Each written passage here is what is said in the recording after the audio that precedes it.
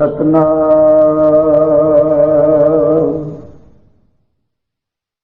धन वाहिगुरु साहिब जीओ।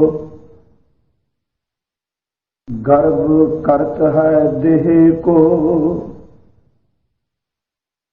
हिंसै छिन्मय मीत। जेह प्राणी हर जस कहो, नानक तेह जग जीत।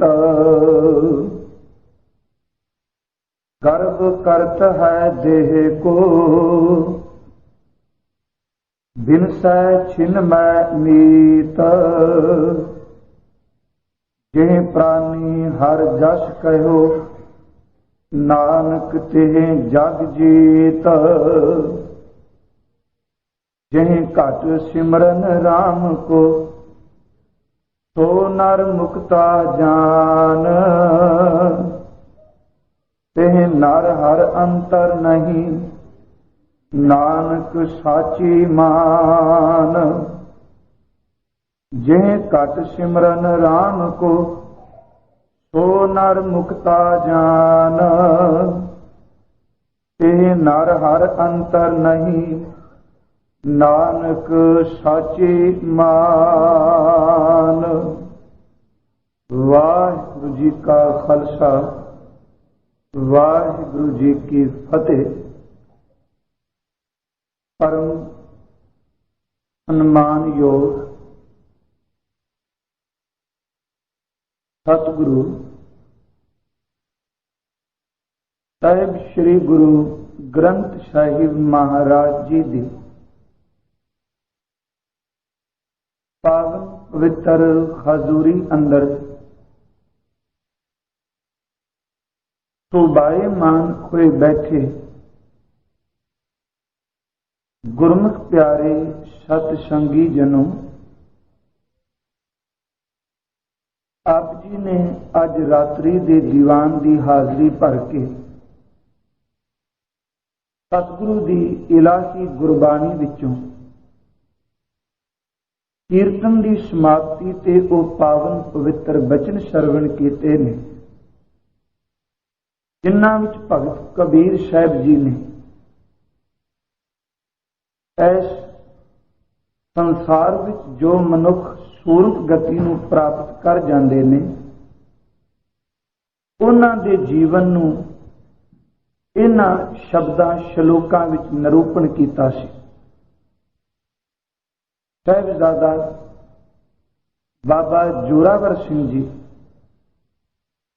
साहिबजादा बाबा फतेह सिंह जी, जिन्हां दा शहीदी जोड़ मेला सरहंद की धरती ते फतेहगढ़ साहिब जी के अस्थान ते बड़े शरधा ते भावना नाल मनाया जा रहा है।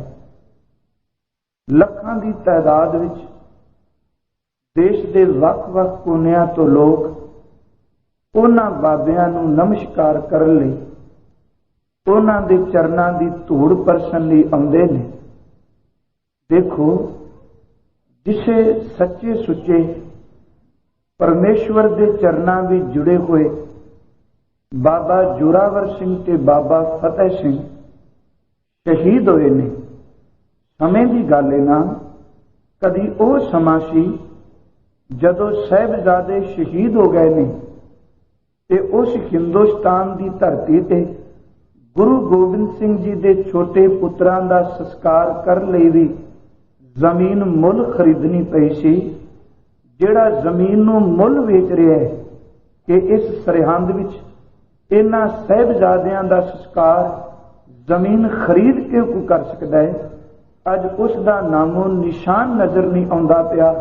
पर उन्हां बाबियां दे अस्थान दे उपर केसरी निशान झूलदे ने ते सिख जगत जिहड़ा नमस्कारां करदा है। खैर आओ, गुरु तेग बहादुर सच्चे पिता जी महाराज जिन्हां दे पावन पवित्र शलोकां दी विचार आपां ने आरंभ कीती। अज आप जी ने साहिब श्री गुरु तेग बहादुर जी दे पवित्र शलोकां विचों शलोक नंबर 42 और 43 ਸਰਵਣ ਕੀਤੇ ਨੇ। ਧੰਨ ਗੁਰੂ ਤੇਗ ਬਹਾਦਰ ਜੀਓ, ਮੇਰਾਮਤ ਕਰਕੇ ਅੰਦਰ ਦੀ ਇਕਾਗਰਤਾ ਬਖਸ਼ੋ, ਤਾਂ ਜੋ ਆਪ ਜੀ ਦੇ ਪਾਵਨ ਪਵਿੱਤਰ ਬਚਨਾਂ ਦੀ ਵਿਚਾਰ ਕਰ ਸਕੀਏ। ਆਪ ਸਮੂਹ ਮਾਈ ਭਾਈ ਸਾਹਿਬ ਸੰਗਤ ਜੀ ਕਿਰਪਾ ਕਰਕੇ ਅਸੀਸ ਬਖਸ਼ੋ। ਬੜੇ ਪਿਆਰ ਅਦਬ ਦੇ ਨਾਲ ਉਚਾਰਨ ਕਰੋ ਜੀ, ਸਤਨਾਮ ਸ਼੍ਰੀ ਵਾਹਿਗੁਰੂ ਜੀ। ਕਰੋ ਬਖਸ਼ਿਸ਼ ਗੁਰਮੁਖ ਪਿਆਰਿਓ, ਫਿਰ ਉਚਾਰਨ ਕਰੋ ਜੀ, ਸਤਨਾਮ ਸ਼੍ਰੀ ਵਾਹਿਗੁਰੂ ਜੀ। ਸਤਿਗੁਰੂ ਗੁਰੂ ਤੇਗ ਬਹਾਦਰ ਜੀ ਮਹਾਰਾਜ ਅੱਜ ਦੇ ਇਹਨਾਂ ਪਾਵਨ ਪਵਿੱਤਰ 2 ਸ਼ਲੋਕਾਂ ਦੇ ਅੰਦਰ ਬਖਸ਼ਿਸ਼ ਪੈ ਕਰਦੇ ਨੇ। ਹਜ਼ੂਰ ਇੱਕ ਬਚਨ ਤਾਂ ਇਹ ਦ੍ਰਿੜ ਪੈ ਕਰਾਂਦੇ ਨੇ ਕਿ ਪਿਆਰੇ ਜੋ ਪਰਮੇਸ਼ਵਰ ਦੇ ਨਾਮ ਵਿੱਚ ਜੁੜ ਚੁੱਕੇ ਨੇ, ਜਿਸ ਘਟ ਦੇ ਅੰਦਰ ਜਿਸ ਹਿਰਦੇ ਵਿੱਚ ਮਾਲਕ ਦਾ ਨਾਮ ਵਸ ਗਿਆ, ਉਹ ਮਨੁੱਖ ਬੰਧਨਾਂ ਤੋਂ ਮੁਕਤ ਹੋ ਗਿਆ। ਤੇ ਗੁਰੂ ਤੇਗ ਬਹਾਦਰ ਜੀ ਬਚਨ ਕਰਦੇ ਨੇ ਉਸ ਮਨੁੱਖ ਅੰਦਰ ਤੇ ਪਿਆਰੇ ਪਰਮੇਸ਼ਵਰ ਦੇ ਅੰਦਰ ਕੋਈ ਅੰਤਰ ਨਹੀਂ। ਸਤਿਗੁਰੂ ਦਾ ਸ਼ਲੋਕ ਨੰਬਰ 43 ਹੈ, ਜੇ ਘਟ ਸਿਮਰਨ ਰਾਮ ਕੋ ਸੋ ਨਰ ਮੁਕਤਾ ਜਾਨ, ਤੇ ਨਰ ਹਰ ਅੰਤਰ ਨਹੀਂ ਨਾਨਕ ਸਾਚੀ ਮਾਨ। ਤੇ ਇਸ ਤੋਂ ਪਹਿਲਾਂ ਜਿਹੜਾ ਸ਼ਲੋਕ ਹੈ ਸਾਹਿਬ ਕਹਿੰਦੇ ਨੇ, ਗਰਭ ਕਰਤ ਹੈ ਦੇਹ ਕੋ, ਐਸ ਸਰੀਰ ਦਾ ਤੂੰ ਮਾਨ ਕਰਨਾ, ਬਿਨਸੈ ਛਿਨ ਮੈਂ ਮੀਤ। ਐ ਮੇਰੇ ਮਿੱਤਰ, ਇਸ ਦੇਹੀ ਦੇ ਬਿਨਸਦਿਆਂ ਕੋਈ ਸਮਾਂ ਨਹੀਂ ਲੱਗਣਾ। ਇੱਕ ਖਿਨ ਦੇ ਅੰਦਰ ਇਸ ਦੇਹੀ ਨੇ ਢਹਿ ਢੇਰੀ ਹੋ ਜਾਣਾ, ਇਸ ਨੇ ਬਿਨਸ ਜਾਣਾ, ਇਹਨੇ ਖਤਮ ਹੋ ਜਾਣਾ। ਸਾਹਿਬ ਕਹਿ ਰਹੇ ਨੇ, ਗਰਭ ਕਰਤਾ ਹੈ ਦੇਹ ਕੋ, ਬਿਨਸੈ ਛਿਨ ਮੈਂ ਮੀਤ। ਜੇ ਪ੍ਰਾਨੀ ਹਰ ਜਸ ਕਹਿਓ, ਨਾਨਕ ਤੇ ਜਗ ਜੀਤ। ਪਰ ਜਿਸ ਮਨੁੱਖ ਨੇ ਦੇਹੀ ਲੈ ਕੇ ਉਸ ਪਿਆਰੇ ਵਾਹਿਗੁਰੂ ਜੀ ਦੇ ਨਾਮ ਨੂੰ ਜਪਿਆ, ਖਰੀ ਜਸ ਗਾਇਨ ਕੀਤਾ, ਗੁਰੂ ਤੇਗ ਬਹਾਦਰ ਜੀ ਕਹਿੰਦੇ ਨੇ ਉਹ ਸੰਸਾਰ ਵਿੱਚੋਂ ਜਿੱਤ ਕੇ ਗਏ। ਧੰਨ ਗੁਰੂ ਗ੍ਰੰਥ ਸਾਹਿਬ ਜੀ ਦੀ ਬਾਣੀ ਨੇ ਨਾ ਇਸ ਦੇਹੀ ਦੇ ਮੁਤਲਕ ਬੜੇ ਬਚਨ ਕੀਤੇ। ਕਿਤੇ ਤਾਂ ਗੁਰਦੇਵ ਇਸ ਦੇਹੀ ਨੂੰ ਅਮੋਲਕ ਕਹਿਣਗੇ, ਤੇ ਕਿਤੇ ਗੁਰਦੇਵ ਜੀ ਜਦੋਂ ਇਸ ਦੇਹੀ ਦੀ ਨਾਸ਼ ਮਾਨਤਾ ਦੀ ਗੱਲ ਕਰਦੇ ਨੇ ਤੇ ਇਸ ਨੂੰ ਮਿੱਟੀ ਦਾ ਭਾਂਡਾ, ਮਿੱਟੀ ਦੀ ਪੁੜੀ ਜਾਂ ਮਿੱਟੀ ਦਾ ਖਿਡੌਣਾ ਕਹਿ ਦੇਣਗੇ।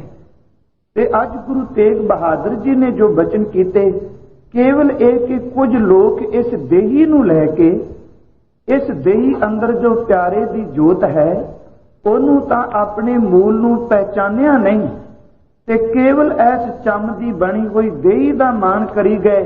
ਕੋਈ ਇਸ ਕਰਕੇ ਦੇਹੀ ਦਾ ਮਾਣ ਕਰ ਬੈਠਾ ਕਿ ਮੇਰੀਆਂ ਬਾਹਾਂ ਵਿੱਚ ਬੜੀ ਤਾਕਤ ਹੈ, ਮੇਰੇ ਸਰੀਰ ਵਿੱਚ ਬੜਾ ਬਲ ਹੈ। ਤੇ ਕਿਸੇ ਨੇ ਇਹ ਹੀ ਮਾਣ ਕਰ ਲਿਆ ਕਿ ਮੇਰੇ ਤਨ ਦੀ ਸੁੰਦਰਤਾ ਬੜੀ ਹੈ, ਮੇਰੀ ਚਮੜੀ ਦਾ ਸੁਹੱਪਣ ਬੜਾ ਹੈ। ਤੇ ਗੁਰੂ ਤੇਗ ਬਹਾਦਰ ਜੀ ਕਹਿ ਰਹੇ ਨੇ ਕਿ ਇਸ ਦੇਹੀ ਦੇ ਬਲ ਦਾ ਵੀ ਮਾਣ ਨਾ ਕਰੀ, ਇਸ ਦੇਹੀ ਦੀ ਸੁੰਦਰਤਾ ਦਾ ਵੀ ਮਾਣ ਨਾ ਕਰੀ, ਕਿਉਂਕਿ ਇਸ ਚਮੜੇ ਦੀ ਮੜੋਲੀ ਦੇ ਟੁੱਟਦਿਆਂ ਕੋਈ ਦੇਰ ਨਹੀਂ ਲੱਗਣੀ। ਗੁਰੂ ਗ੍ਰੰਥ ਸਾਹਿਬ ਦੀ ਬਾਣੀ ਵਿੱਚੋਂ ਕੁਝ ਪ੍ਰਮਾਣ ਨੇ, ਕੇਵਲ ਇਸ ਸ਼ਲੋਕ ਨੂੰ ਆਪਾਂ ਸਮਝ ਲਈਏ ਕਿ ਇਸ ਦੇਹੀ ਦੀ ਹਸਤੀ ਕਿੰਨੀ ਕੁ ਹੈ। ਭਗਤ ਰਵਿਦਾਸ ਜੀ ਦੀ ਬਾਣੀ ਵਿੱਚੋਂ 2 ਪ੍ਰਮਾਣ ਮਿਲਦੇ ਨੇ। ਗੁਰੂ ਗ੍ਰੰਥ ਸਾਹਿਬ ਦੇ ਬਸੰਤ ਰਾਗ ਵਿੱਚ ਉਹਨਾਂ ਦਾ ਇੱਕ ਬਚਨ ਆਉਂਦਾ ਹੈ, ਪ੍ਰਮਾਣ ਬੜੇ ਕਮਾਲ ਦਾ ਦਿੱਤਾ। ਭਗਤ ਰਵਿਦਾਸ ਜੀ ਕਹਿੰਦੇ ਨੇ, ਜਦੋਂ ਭਾਦੋਂ ਦਾ ਮਹੀਨਾ ਹੁੰਦਾ ਹੈ ਹਿੰਦੁਸਤਾਨ ਦੀ ਧਰਤੀ ਤੇ ਉਸ ਵਕਤ ਇੱਕ ਤਾਂ ਬਰਸਾਤ ਪੈਂਦੀ ਹੈ ਤੇ ਮੀਂਹ ਪੈਣ ਤੋਂ ਬਾਅਦ ਹੀ ਅਚਨਚੇਤ ਅਸਮਾਨ ਦੇ ਉੱਪਰ ਜਦੋਂ ਬੱਦਲ ਹਟ ਜਾਂਦੇ ਨੇ ਤੇ ਫਿਰ ਸੂਰਜ ਜਿਹੜਾ ਉਹਦੀਆਂ ਕਿਰਨਾਂ ਧਰਤੀ ਦੇ ਉੱਪਰ ਪੈਂਦੀਆਂ, ਇੱਕੋ ਦਮ ਹੁਮਸ ਬਣ ਜਾਂਦਾ ਹੈ। ਮੀਂਹ ਪੈਂਦਿਆਂ ਧੁੱਪ ਨਿਕਲ ਆਉਂਦੀ ਏ, ਧੁੱਪ ਨਿਕਲਦਿਆਂ ਹੋਇਆ ਅਚਨਚੇਤ ਬੱਦਲਾਂ ਦੀਆਂ ਕਣੀਆਂ ਪੈ ਜਾਂਦੀਆਂ ਨੇ ਤੇ ਉਸੇ ਹੁਮਸ ਦੇ ਅੰਦਰ ਧਰਤੀ ਦੇ ਵਿੱਚੋਂ ਛੋਟੀਆਂ ਛੋਟੀਆਂ ਖੁੰਬਾਂ ਪੈਦਾ ਹੋ ਜਾਂਦੀਆਂ। ਤੇ ਗੁਰੂ ਜੀ ਨੇ ਬਾਣੀ ਵਿੱਚ ਬਚਨ ਕੀਤਾ, ਭਗਤ ਜੀ ਨੇ ਕਹਿੰਦੇ ਨੇ ਉਹ ਖੁੰਬਾਂ ਵੇਖਣ ਨੂੰ ਬੜੀਆਂ ਸੋਹਣੀਆਂ ਨੇ। ਅਕਸਰ ਆਪਾਂ ਦੇਖਦੇ ਸਾਂ ਪਿੰਡਾਂ ਦੇ ਅੰਦਰ, ਜਦੋਂ ਪਿੰਡ ਤੋਂ ਬਾਹਰ ਨਿਕਲਣਾ, ਜਿੱਥੇ ਮਲੀ ਆਦਿ ਇਕੱਠੀ ਹੋਣੀ ਤੇ ਉੱਥੇ ਛੋਟੀਆਂ ਛੋਟੀਆਂ ਭਾਦੋ ਦੀ ਰੁੱਤ ਵਿੱਚ ਉਹ ਖੁੰਬਾਂ ਬਾਹਰ ਨਿਕਲਣੀਆਂ। ਤੇ ਭਗਤ ਰਵਿਦਾਸ ਕਹਿੰਦੇ ਨੇ ਉਹ ਖੁੰਬਾਂ ਦਾ ਰੰਗ ਸਫੈਦ ਏ। ਉਹਨਾਂ ਦਾ ਜਨਮ ਜਦੋਂ ਹੁੰਦਾ ਹੈ ਤੇ ਮਨ ਨੂੰ ਪ੍ਰਭਾਵਿਤ ਕਰਦੀਆਂ ਨੇ। ਉਹਨਾਂ ਵਿੱਚ ਕੋਮਲਤਾ ਹੈ, ਖੁੰਬਾਂ ਵਿੱਚ ਸੁਹਾਪਣ ਏ। ਪਰ ਕਹਿਣ ਲੱਗੇ ਇਸ ਖੁੰਬ ਨੂੰ ਦੇਖ ਕੇ ਕਿਤੇ ਇਹ ਨਾ ਭਰੋਸਾ ਕਰ ਲਈ ਕਿ ਇਸ ਖੁੰਬ ਨੇ ਕਈ ਮਹੀਨੇ ਰਹਿਣਾ ਹੈ। ਬਸ ਇਹਦਾ ਜਿਹੜਾ ਜੀਵਨ ਹੈ ਕੁਝ ਘੰਟੇ ਕੁ ਹੁੰਦਾ ਹੈ। ਇਹਦੇ ਪੈਦਾ ਹੁੰਦਿਆਂ ਵੀ ਦੇਰ ਨਹੀਂ ਲੱਗਦੀ ਤੇ ਇਸ ਖੁੰਬ ਦੇ ਨਾਸ਼ ਹੁੰਦਿਆਂ ਵੀ ਦੇਰ ਨਹੀਂ ਲੱਗਦੀ। ਕੁਝ ਸਮੇਂ ਤੋਂ ਬਾਅਦ ਦੇਖਦਿਆਂ ਦੇਖਦਿਆਂ ਉਹ ਖੁੰਬ ਵਿਣਸ ਜਾਂਦੀ ਏ। ਤੇ ਭਗਤ ਰਵਿਦਾਸ ਜੀ ਨੇ ਤੁਲਨਾ ਦਿੱਤੀ। ਮੈਂ ਸਿਰਫ ਇਸ ਪੰਕਤੀ ਤੇ ਕੁਝ ਪ੍ਰਮਾਣ ਅਰਜ਼ ਕਰਨੇ ਨੇ। ਗਰਭ ਕਰਤ ਹੈ ਦੇਖੋ ਬਿਨਸੈ ਛਿਨਮੈ ਮੀਤ। ਤੇ ਭਗਤ ਰਵਿਦਾਸ ਨੇ ਉਸ ਖੁੰਬ ਨੂੰ ਦੇਖਿਆ ਤੇ ਜਦੋਂ ਦੇਖਿਆ ਤੇ ਮਨ ਨੂੰ ਪ੍ਰਭਾਵਿਤ ਕੀਤਾ ਉਹਦੀ ਕੋਮਲਤਾ ਨੇ, ਉਹਦੇ ਰੰਗ ਨੇ। ਤੇ ਜਦੋਂ ਫਿਰ ਝਾਤੀ ਮਾਰੀ ਤੇ ਉਹ ਬਿਣਸ ਗਈ, ਉਹ ਬਿਲਕੁਲ ਖਤਮ ਹੋ ਗਈ। ਤੇ ਭਗਤ ਰਵਿਦਾਸ ਜੀ ਦੇਖ ਕੇ ਕਹਿਣ ਲੱਗੇ ਕਿ ਮੇਰੇ ਮਾਲਕ, ਜਿਸ ਤਰ੍ਹਾਂ ਇੱਕ ਭਾਦੋਂ ਦੇ ਮਹੀਨੇ ਵਿੱਚ ਪੈਦਾ ਹੋਈ ਖੁੰਬ ਦੀ ਕੋਈ ਉਮਰ ਨਹੀਂ, ਇੱਕ ਖਿਣ ਦੇ ਵਿੱਚ ਪੈਦਾ ਹੋ ਕੇ ਉਹ ਨਸ਼ਟ ਹੋ ਜਾਂਦੀ ਏ। ਮਤਾ ਤੂੰ ਮਣਾ ਮਾਨ ਕਰ ਲੈ ਕਿ ਮੇਰੀ ਦੇਹੀ ਬੜੀ ਸੁੰਦਰ ਏ, ਮੇਰੀ ਦੇਹੀ ਵਿੱਚ ਬੜਾ ਸੁਹਾਪਣ ਏ। ਬਸ ਤੇਰੀ ਕਾਇਆ ਦੀ ਓਨੀ ਕੁ ਕੀਮਤੀ, ਓਨੀ ਕੁ ਮਿਆਦੀ ਜਿੰਨੀ ਕੁ ਮਿਆਦ ਖੁੰਬ ਦੀ ਏ। ਜਿਵੇਂ ਉਹਦੇ ਬਿਣਸਦਿਆਂ ਦੇਰ ਨਹੀਂ ਤੇ ਇਸ ਦੇਹੀ ਦਾ ਮਾਨ ਨਾ ਕਰੀ, ਇਹਦੇ ਬਿਣਸਦਿਆਂ ਵੀ ਦੇਰ ਨਹੀਂ ਲੱਗਦੀ। ਰਹਾਉ ਦੀ ਤੁਕ ਹੁੰਦੀ ਹੈ। ਭਗਤ ਰਵਿਦਾਸ ਕਹਿੰਦੇ ਤੂੰ ਕਾਏ ਗਰਭੈ ਬਾਵਲੀ। ਬੜਾ ਪਿਆਰਾ ਉਹਨਾਂ ਨੇ ਬਚਨ ਕਿਹਾ, ਤੂੰ ਕਾਏ ਗਰਭੈ ਬਾਵਲੀ। ਬਾਵਲੀ ਦਾ ਅਰਥ ਹੈ ਝੱਲੀ। ਕਹਿੰਦੇ ਨੇ ਉਹ ਝੱਲੀ ਕਾਇਆ, ਤੂੰ ਕਾਹਦਾ ਮਾਣ ਕਰ ਕਰਕੇ ਆਪਣੀ ਜ਼ਿੰਦਗੀ ਵਿੱਚ ਇਸ ਹਉਮੈ ਦੀ ਪੰਡ ਨੂੰ ਬੰਨ੍ਹਨੀ ਪਈਏ। ਤੂੰ ਕਾਏ ਗਰਭੈ ਬਾਵਲੀ ਜੈਸੇ ਭਾਦੋ ਖੂਬ ਰਾਜ ਤੂੰ ਤਿਸਤੇ ਖਰੀ ਉਤਾਵਲੀ। ਜੈਸੇ ਭਾਦੋਂ, ਜਿਵੇਂ ਭਾਦਰੋਂ ਦੇ ਮਹੀਨੇ ਵਿੱਚ ਖੂਬ ਰਾਜ, ਇੱਕ ਕਿਸਮ ਹੈ ਖੁੰਬ ਦੀ ਰਾਜ ਖੁੰਬ ਜਿਵੇਂ ਪੈਦਾ ਹੁੰਦੀ ਏ, ਤੂੰ ਤਿਸਤੇ ਖਰੀ ਉਤਾਵਲੀ। ਖੇ ਭਲੀਏ ਕਾਇਆ, ਅਜੇ ਤਾਂ ਖੁੰਬ ਦੀ ਕੁਝ ਮਿਆਦ ਹੈ। ਜੇ ਪੈਦਾ ਹੋਈਏ ਕੁਝ ਘੰਟੇ ਕੱਢ ਜਾਏਗੀ, ਪਰ ਤੇਰੀ ਤਾਂ ਘੰਟਿਆਂ ਦੀ ਗੱਲ ਹੀ ਕੋਈ ਨਹੀਂ। ਇੱਕ ਖਿਣ ਦੇ ਅੰਦਰ ਤੇਰੀ ਦੇਹੀ ਨੇ ਬਿਣਸ ਜਾਣਾ। ਬਾਬਾ ਰਵਿਦਾਸ ਕਹਿੰਦੇ ਨੇ ਇਹਦਾ ਮਾਨ ਨਾ ਕਰ। ਤੇ ਗੁਰੂ ਤੇਗ ਬਹਾਦਰ ਕਹਿ ਰਹੇ ਨੇ ਗਰਭ ਕਰਤ ਹੈ ਦੇਖੋ, ਇਹਦਾ ਮਾਨ ਕਰਨਾ ਜਿਹੜਾ ਖੁੰਬ ਦੀ ਤਰ੍ਹਾਂ। ਦੂਸਰਾ ਪ੍ਰਮਾਣ ਭਗਤ ਰਵਿਦਾਸ ਜੀ ਨੇ ਗੁਰੂ ਗ੍ਰੰਥ ਸਾਹਿਬ ਦੇ ਸੂਹੀ ਰਾਗ ਵਿੱਚ ਦਿੱਤਾ। ਕਹਿਣ ਲੱਗੇ ਪਹਿਲਾ ਪ੍ਰਮਾਣ ਖੁੰਬ ਦਾ ਦਿੱਤਾ, ਖੁੰਬ ਜਿਤਨੀ ਹਸਤੀ ਏ। ਤੇ ਦੂਜਾ ਪ੍ਰਮਾਣ ਦਿੱਤਾ, ਕਹਿੰਦੇ ਨੇ ਕੱਖਾਂ ਦੀ ਕਿਸੇ ਨੇ ਛਪਰੀ ਬਣਾਈ ਤੇ ਸੁੱਕੇ ਹੋਏ ਕਾਨਿਆਂ ਦੀ ਬਣਾਈ ਏ ਕਿਸੇ ਨੇ ਉਹ ਝੌਂਪੜੀ। ਤੇ ਕਹਿੰਦੇ ਨੇ ਇਸ ਝੌਂਪੜੀ ਦੀ ਕਿੰਨੀ ਕੁ ਮਿਆਦ ਏ। ਅੱਜ ਤੂੰ ਇਸ ਝੌਂਪੜੀ ਵਿੱਚ ਆਪਣਾ ਸਿਰ ਲੁਕਾ ਕੇ ਬੈਠਾ ਹੈ। ਇੱਕ ਛੋਟੀ ਜੀ ਅੱਗ ਦੀ ਚਿਨਗ ਲੱਗਣ ਦੀ ਦੇਰ ਏ।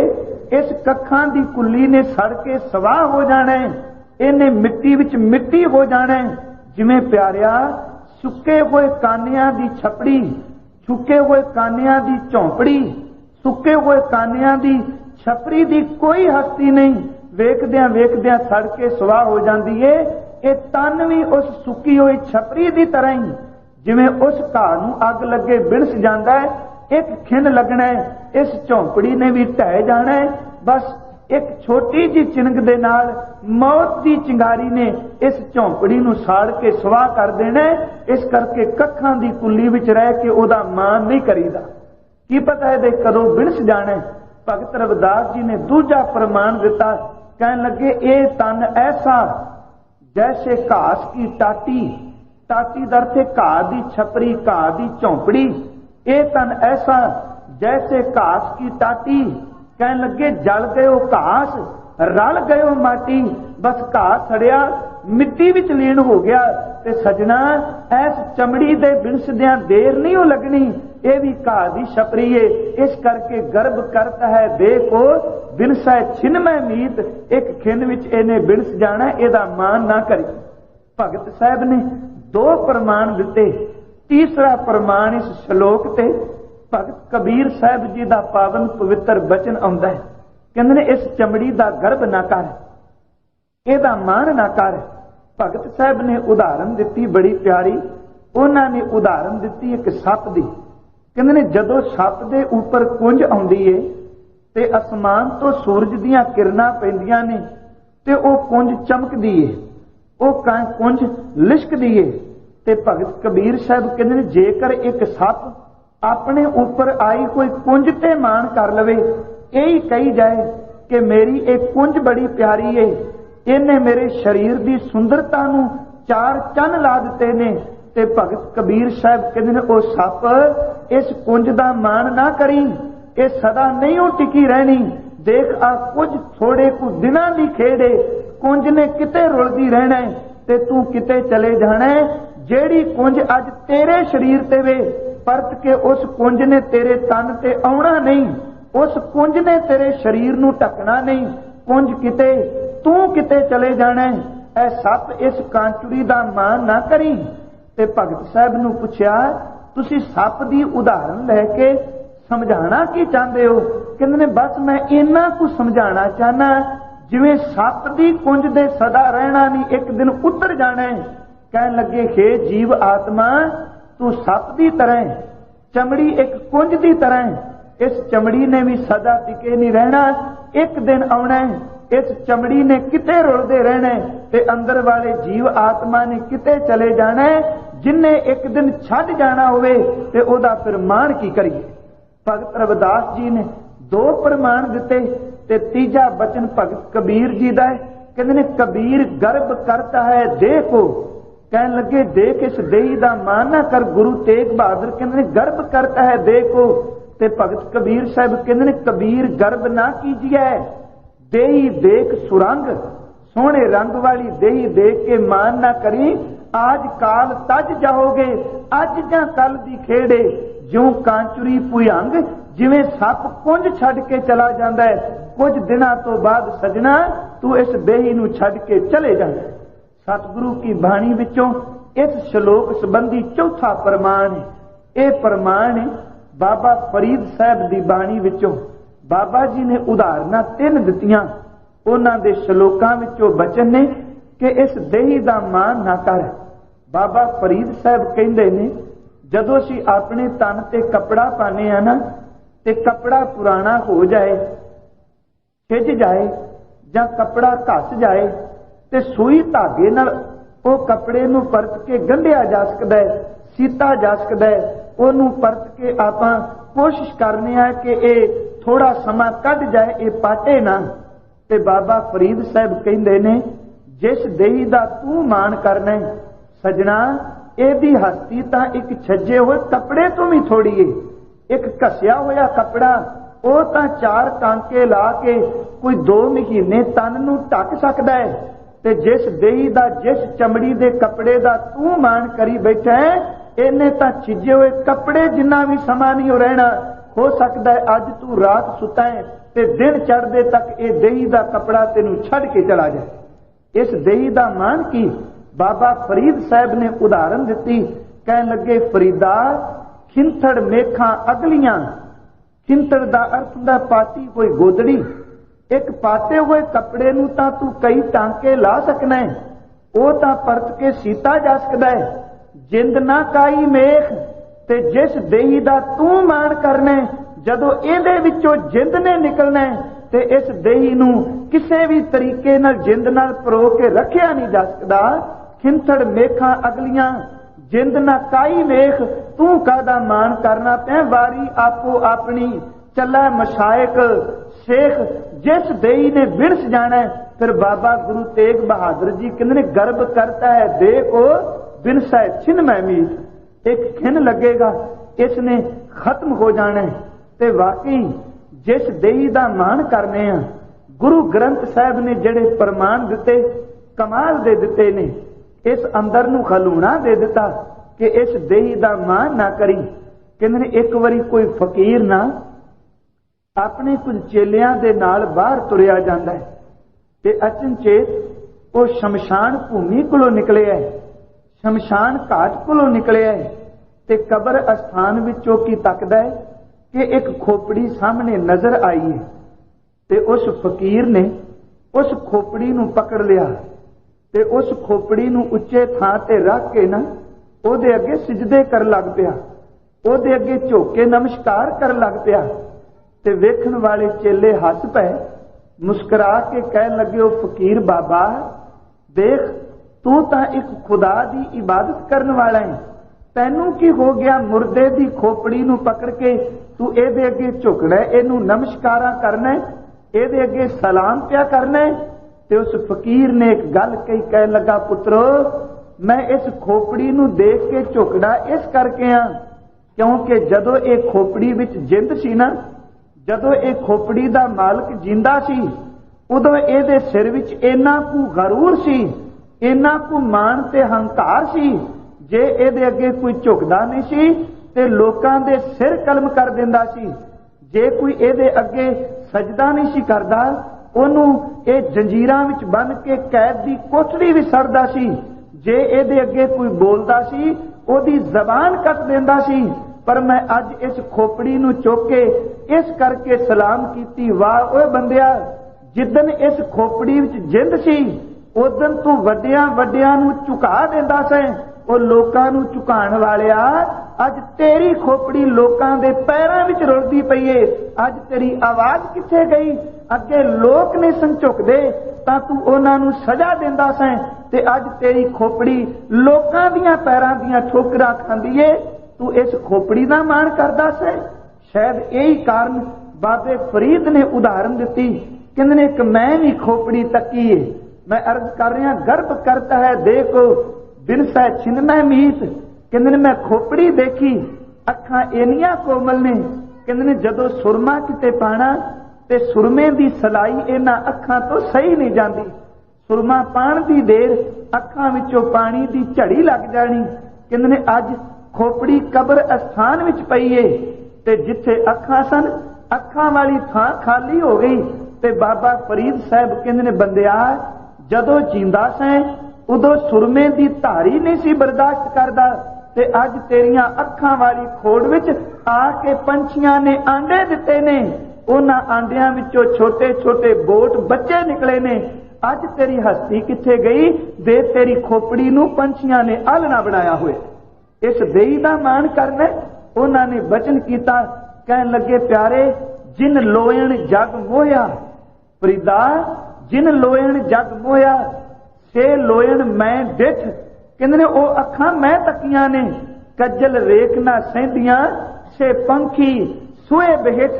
बाबा फरीद साहब ने अपनी बाणी विच जे खोपड़ी दा प्रमाण दिता, जे पुराने कपड़े दा प्रमाण दिता, ते तीजा प्रमाण बाबा फरीद साहब ने अपनी बाणी विचों दिता है।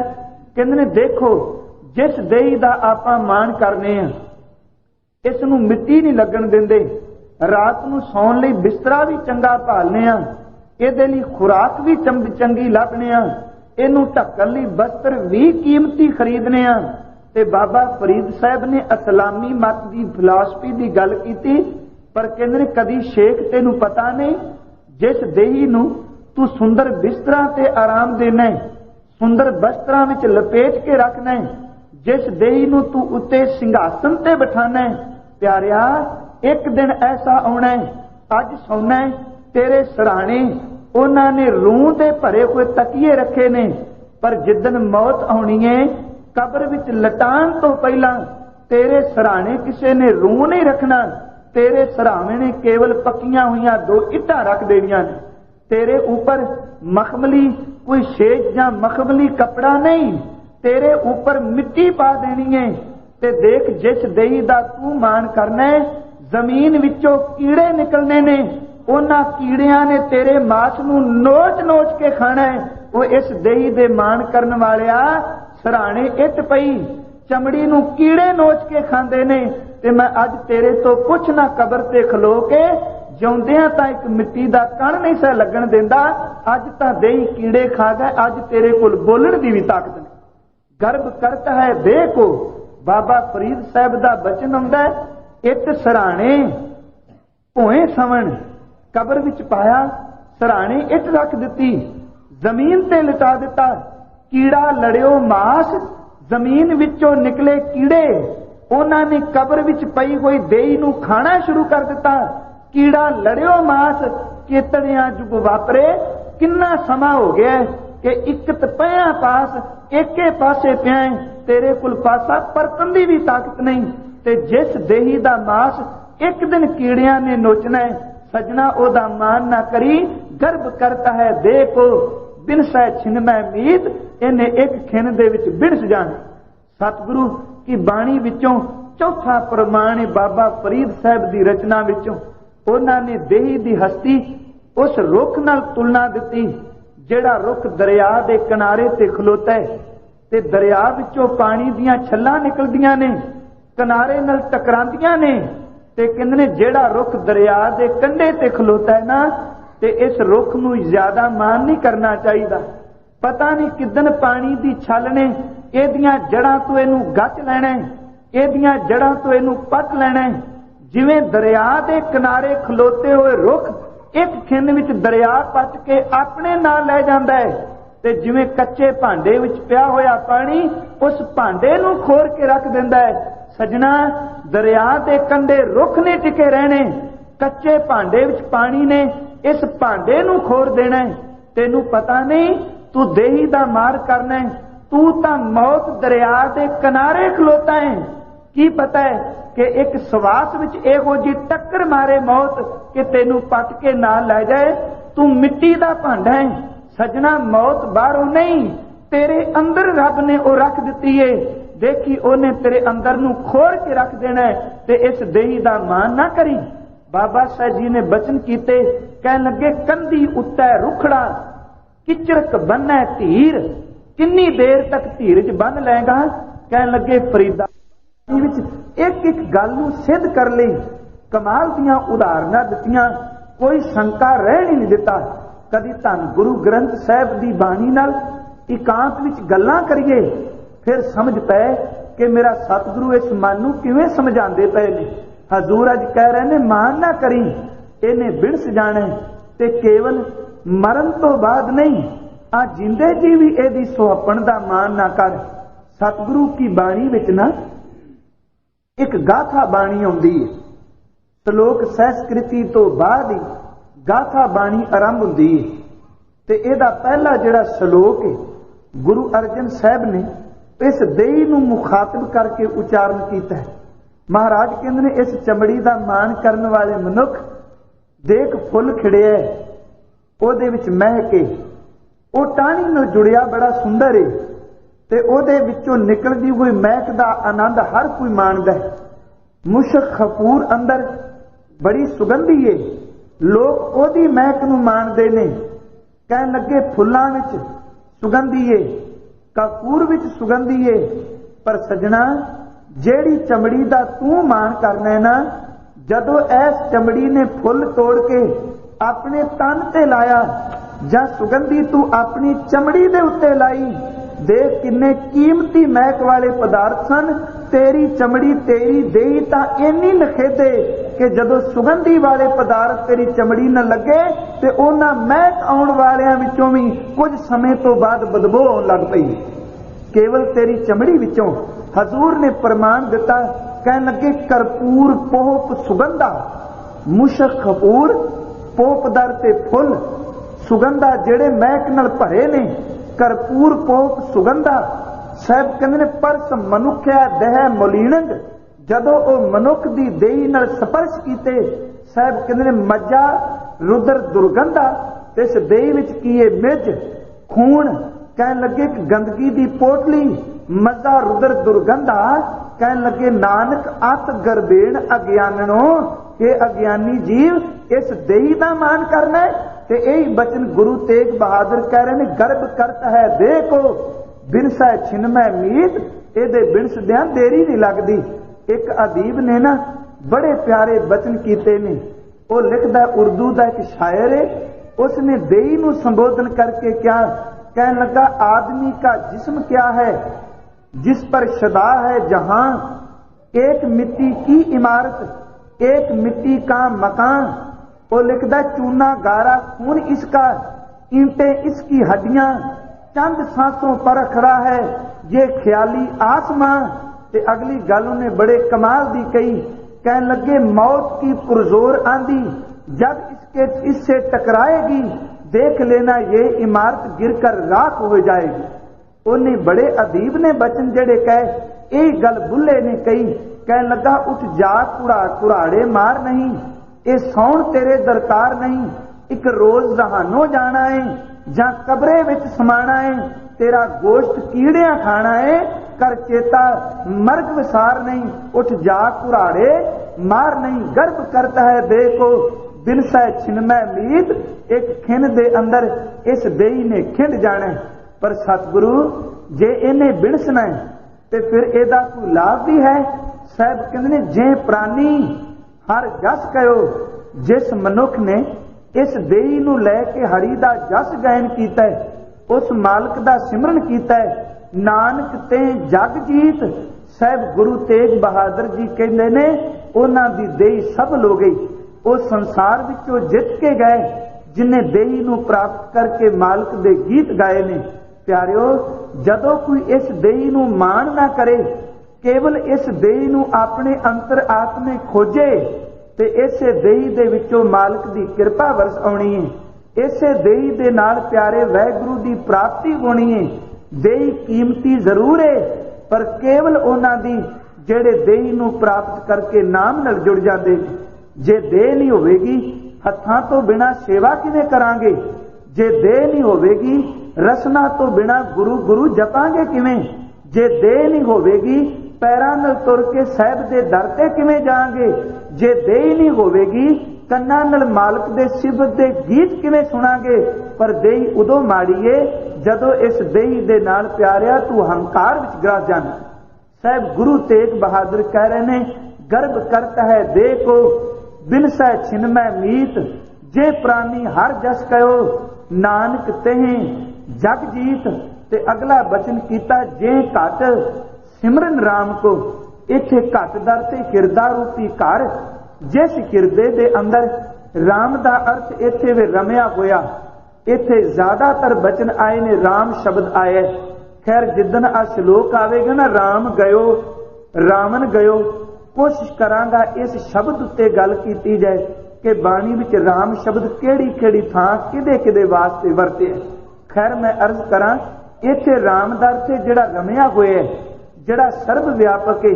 साहब कह रहे ने, जे घट सिमरन राम को, जिस हिरदे विच मालक दा सिमरन वस गया, नाम टेगिया, साहब कहंदे ने सो नर मुक्ता जान, वो मनुख मुक्त हो गया।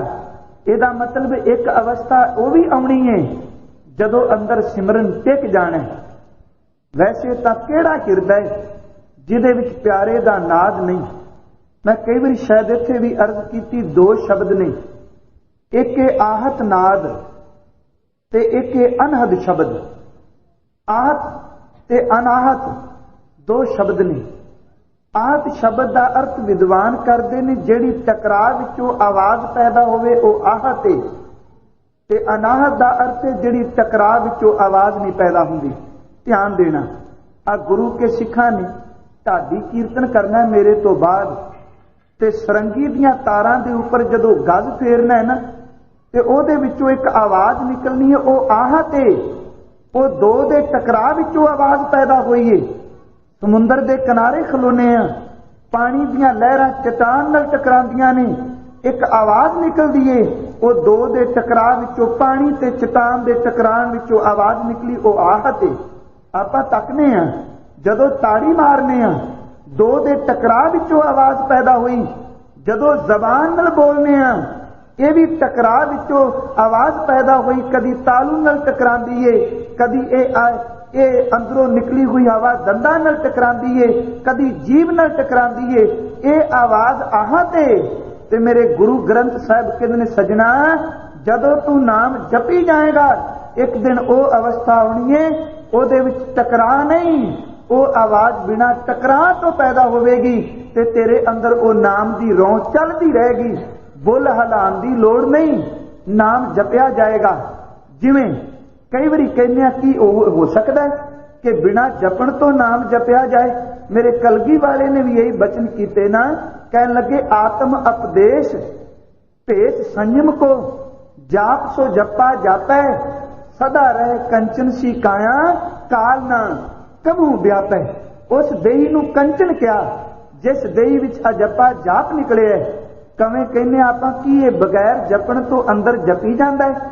प्यारिओ, कदी सवास लैंदियां आपां तरद्दुद कीता है, कदी मेहनत कीती है, हुण मन लो शरीर एक खूह है ते इहदे विचों सवास निकलदा ते पैंदा है। खूह विचों पानी कढदिआं तां तरद्दुद करना पैंदा है, लज नाल बाल्टी नाल खिंचना पैंदा है, बाल्टी नूं फिर खूह विच सट्टना पैंदा है। वाह मेरे करतार तेरी खेड, असीं सुत्ते हां पर सवास फिर भी चलदे ने, असीं सुत्ते हां दिल फिर भी धड़क रहा है, असीं सुत्ते हां खून दा सर्कल फिर भी चल रहा है। जे तू सुता होया है, जे तू ध्यान नहीं देंदा, बेध्याना भी तेरे अंदर खून दा सर्कल, तेरे दिल दी धड़कन जां इउं कह लो तेरे सवास चलदे ने। कदी जप के तकी, मेरा दाता बाणी विच कहंदा ही, फिर बिना जपण तो अंदर इसे तरह नाम ही चलदा रहिंदा। हजूर ने बाणी विच एक बचन कीता, भगत जा शब्द हुंदा है, कहंदे ने अनमड़िया मंदल बाजा है। भगत नामदेव जी, अनमड़िया मंदल बाजा बिन सावन घर कन हर गाजा, बादल बिन बरखा होई। तीन प्रमाण दिते, कहंदे ने दुनिया दे लोगों देखो की खेड वापर गई जे। हुण जे किसी ने ढोल वजाना पहला मड़ना पेगा ना, कहंदे ने मेरे अंदर बिना मड़न तो ढोल पिया वजदा है। अनमड़िया मंदल बाजा बिन सावन घन हर गाजा। लोग कहंदे ने सौण विच बदल गजदा जे, अंदर सौण तो बिना ही बदल गजदा पिया है। कहन लगे बदल तो बिना मीह नहीं पैंदा, पर मेरे अंदर देखो बदल है नहीं, बदल तो बिना अंदर वर्खा भी हुंदी। वो केड़ी अवस्था है? साहब कहंदे ने जे घट सिमरन राम को, वो अवस्था है जदों अंदर सिमरन टिक जाए, अंदर वस जाए। सो नर मुक्ता जान, वो मुक्त हो गया है। ते साहब कहंदे ने जिहदे अंदर ये कृपा हो गई, ते नर उस मनुख विच ते नर हर अंतर नहीं, ਉਹਦੇ अंदर ते वाहिगुरु विच कोई फर्क नहीं। साहब कहंदे ने सजना वो मनुख मुक्ति नानक साची मान। हुण जदों मुक्त शब्द आया है ना, एक ख्याल मन विच आउंदा फिर बंधन की है। जे मुक्त है ਇਹਦਾ मतलब बंधन विचों मुक्ति का जन्म होया ना, बंधन की चीज है। मैं संखेप विच बाणी का एक प्रमाण दे के अर्ज कर दिया। बंधन माता पिता भी बन जाते हैं, बंधन पुत्र धियां भी बन जाते हैं, बंधन माया भी बन जाती है। इथों तक कई बारी धर्म के कर्म भी बंधन बन जाते हैं। बंधन का अर्थ की है? एक अदीब ने की, गुरु साहब ने एको गल विच इसका उत्तर दे दिता। सोरठ राग विच एक हजूर की अष्टपदी आउंदी है, गुरु अर्जन साहब की पाठ पढ़ियो अर वेद विचारियो नवल निवल भुयंगम साधे। ਇਹਦੇ ਵਿੱਚ ਇੱਕ ਪ੍ਰਮਾਣ ਹੁੰਦਾ, पूजा अर्चा बंधन डडौत खट खरमा रत रहता। कहते ने पूजा भी करता है, पूजा अर्चा बंधन डंडौत। इत्थे दो शब्द पंक्ति विच वख वकाउणे ने, एक आउणा है बंधन ते एक आउणा है बंधन, एक आउणा है दद्दा ते एक आउणा है धद्दा, ते दोनों ने अर्थ तब्दील कर देने ने। कहन लगे पूजा अर्चा बंधन, ये दद्दे नाल बंधन दा अर्थ है बंधना करनी। पूजा भी करता है, डंडौत बंदना भी करता है, फुल लैके मूर्ति अगे आउंदा है, आरतियां भी उतारदा है।